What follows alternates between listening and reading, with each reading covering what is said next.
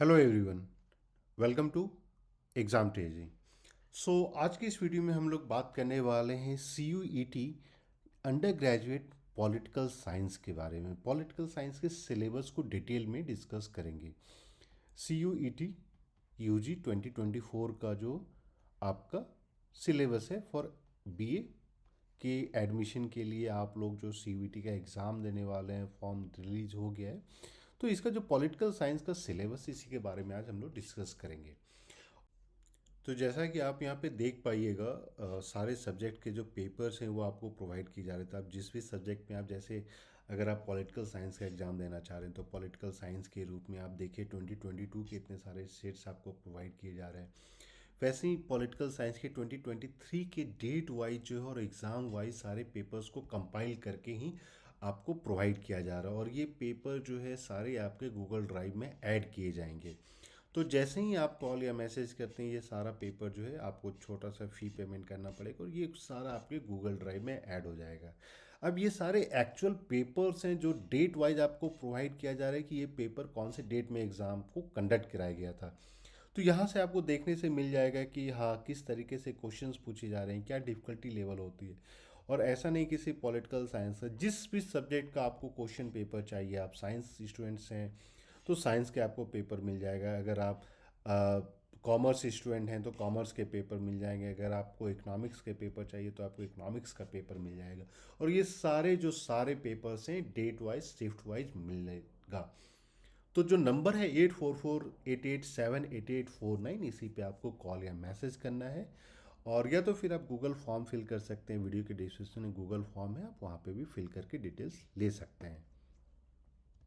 और जो पहला एक इम्पॉर्टेंट चीज़ मैं आप लोग को बता दूं कि एग्ज़ाम टीजी की तरफ से सी यू टी 2022 का अराउंड जो है 10 सेट्स ऑफ क्वेश्चन पेपर, और इसके साथ 2023 का भी 10 sets of question paper provide किया जा रहा है। ये सारे मॉक टेस्ट नहीं है, लेकिन ये एक्चुअल क्वेश्चन पेपर है जो एग्ज़ाम में पूछे गए ऑन डिफरेंट डेट्स और डिफरेंट सीट्स शिफ्ट में जो एग्ज़ाम हुए हैं। और ये सारे क्वेश्चन पेपर आपको ऑफिशियल कीज़ के साथ दिया जा रहा है, ऑफिशियल कीज़ के साथ। जितने भी ऐसे कैंडिडेट हैं जो पॉलिटिकल साइंस का आप लोग एग्ज़ाम देने वाले हैं, तो प्रीवियस पेपर्स को सॉल्व करना बहुत इंपॉर्टेंट हो जाता है। और जैसे ही आप प्रीवियस पेपर्स को आप सॉल्व करते हैं, आपको पता चल जाता है कि डिफ़िकल्टी लेवल क्या होने वाली है, किस तरीके से क्वेश्चंस पूछे जा रहे हैं। अब यहाँ पे जब भी हम पॉलिटिकल साइंस के कंप्लीट सिलेबस के बारे में जब बात करते हैं, तो एक चीज़ तो आप लोग को ध्यान रखना है कि आपसे 50 क्वेश्चंस पूछे जाएंगे, जिसमें आपको कोई भी 40 क्वेश्चंस अटैम्प्ट करने हैं। अगर आप मोर देन 40 क्वेश्चंस अटैम्प्ट करते हैं तो टॉप 40 जो क्वेश्चन है उसी को कंसीडर किया जाता है। तो इसलिए ध्यान में रखना है कि आपको 40 क्वेश्चंस ही अटैम्प्ट करने, नहीं तो अगर आप मान लीजिए 43 आपने अटैम्प्ट कर दिया तो लास्ट के 3 को जो है करेक्ट होने के बावजूद उसको इनवैलिड कर दिया जाएगा। तो पॉलिटिकल साइंस में जो पहला टॉपिक आ जाता है, politics in India since independence, era of one party dominance. अब देखिए इसमें बेस्ड क्या है कि आप एनसीईआरटी की बुक फॉलो करें। बहुत सारे लोगों का ये क्वेश्चन था कि सर मुझे जो है ये बुक मिल रहा है, वो बुक मिल रहा है, मैं क्या करूं। तो देखिए सबसे पहले अगर आपने एनसीईआरटी को अच्छे से कर लिया तो शायद ही आपको फिर ज़रूरत पड़ेगी। और मैं इस चीज़ को इसलिए बोल रहा हूँ क्योंकि आप जब सी यू टी के यूजी के पॉलिटिकल साइंस के क्वेश्चन पेपर जब आप देखते हैं तो ये स्ट्रिक्टली एनसीईआरटी बेस्ड है। ठीक है। तो era of one party dominance, फिर nation building and its problem, politics and plan development. तो जैसे era of one party dominance है तो इसमें एक चीज़ जो आप लोग को देख लेना है कि मेजर अपोजिशन पार्टी या मेजर पार्टी और उनके फॉर्मेशन में आपको देख लेना है ईयर जब वो फॉर्मेशन हुआ था, या कभी कभी वो रीजनल पार्टीज़ भी होती है तो रीजनल पार्टीज़ के बारे में देख लेना है। और किसने कौन सी पार्टी फॉर्म की थी वो इम्पॉर्टेंट हो जाता है। पॉलिटिक्स ऑफ प्लान डेवलपमेंट में जो 5 ईयर प्लान होते हैं, तो 5 ईयर प्लान के इंपॉर्टेंट थीम्स जो होते हैं उसको एक बार देख लेना है। फिर बीच में आपका जो है 5 ईयर प्लान को सस्पेंड कर दिया गया था, एनुअल प्लान लाया गया था, तो वो सारी चीज़ आपको देख लेना है। ग्रीन रिवॉल्यूशन के साथ साथ बहुत सारे जैसे पर्पल रिवॉल्यूशन है, येलो रिवॉल्यूशन है, उन सारी चीज़ों को देख लेना है। नेक्स्ट इसमें जो है आपके इंडिया एक्सटर्नल रिलेशन, तो इसमें जो इम्पोर्टेंट चीज़ जो भी यहाँ पे वार्स दिए गए हैं, तो कौन सा वार किसके साथ लड़ा गया था वो इम्पोर्टेंट हो जाता है, क्योंकि मैच के रूप में ये जो है अक्सर यहाँ पे क्वेश्चंस पूछ लिए जाते हैं। तो ये आपको जो है अच्छे से कर लेना है। दूसरा है challenges to restoration of Congress system.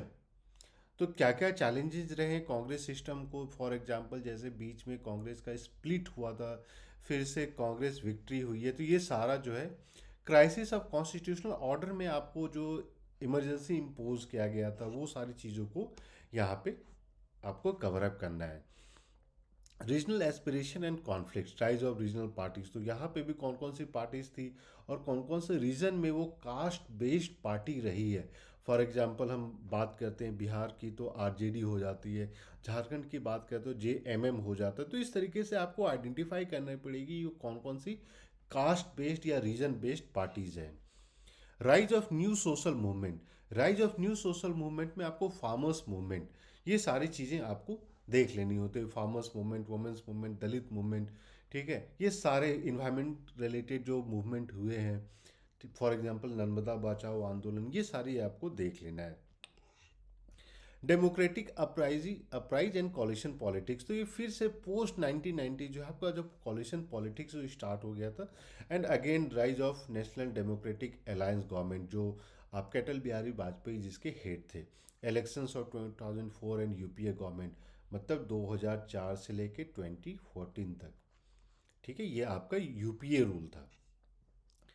Recent issues and challenges, तो इसमें आपको एक दो चीज़ जो देख लेनी है, जैसे गुजरात राइट्स दिया गया यहाँ पे, तो उसी तरीके से एक दो इम्पॉर्टेंट जैसे सिख राइट्स भी आप देख सकते हैं। कुछ कुछ कॉन्स्टिट्यूशनल डेवलपमेंट जो हुए हैं, कॉन्स्टिट्यूशनल अमेंडमेंट हुए हैं, उसको भी देख लेना है। और किस तरीके से क्या इंपॉर्टेंट हो जाता है, इंपॉर्टेंट है कि आप जो है पास्ट पेपर्स को जितना ज़्यादा से ज़्यादा सॉल्व कीजिएगा उतना ज़्यादा हेल्पफुल रहेगा।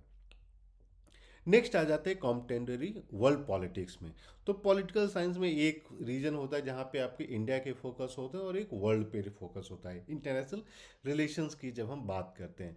तो cold war era in world politics, तो कोल्ड वार एरा में कौन कौन से इंपॉर्टेंट इवेंट्स हुए हैं, फॉर एग्जांपल जैसे स्वेज कैनाल क्राइसिस रहा है, या कोरियन क्राइसिस रहा है, कोरियन वार रहा है, तो क्या हम उन लोगों को कोल्ड वार से जोड़ सकते हैं कि नहीं। तो वो सारी चीज़ें आपको देखनी, कोल्ड वार को लेकर कितने सारे वार्स हुए हैं अलग अलग रीजन्स में, तो उसको एक बार देख लेना है। और इम्पॉर्टेंट है कि इंडिया का क्या रोल रहा है ड्यूरिंग द कोल्ड वार, और हम लोग जानते हैं कि NAM non aligned movement form हुआ था। इसमें श्री पंडित नेहरू एक इम्पॉर्टेंट कंपोनेंट थे जिन्होंने नॉन अलाइंड मूवमेंट का फॉर्मेशन किया था। तो और कौन कौन से वर्ल्ड लीडर हैं। Disintegration of second world and the collapse of bipolarity, for example disintegration of second world में यहाँ पे आपका जो USSR का जो डिसइंटीग्रेशन है उस चीज़ को बोला जाता है, उन सारे जो कंट्रीज थे उसको सेकेंड वर्ल्ड बोला जाता है। तो disintegration of USSR and post कौन कौन सी नई कंट्री का इमरजेंस रहा है वो इंपॉर्टेंट हो जाता है।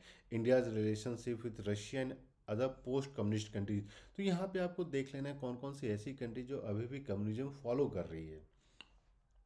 US dominance in the world politics, मतलब पोस्ट 1991 की अगर हम बात करते हैं तो किस तरीके से यूएस का ग्रोथ रहा है, both in terms of military power, economic power, political power, ठीक है।